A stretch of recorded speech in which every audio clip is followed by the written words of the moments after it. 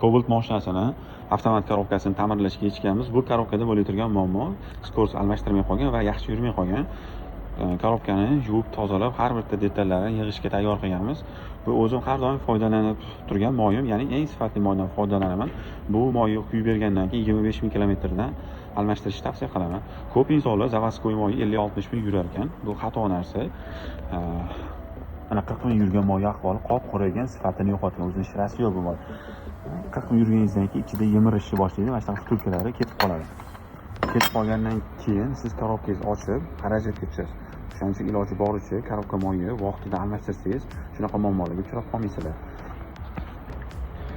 Agar siz yangi mashina xarid qilgan bo'lsangiz, 15 mingdan 20 ming kilometrgacha. Agar keyingi zamena, keyingi moy almashtirish hisoblansa, 25 mingdan 30 minggacha almashtirishni tavsiya qilaman.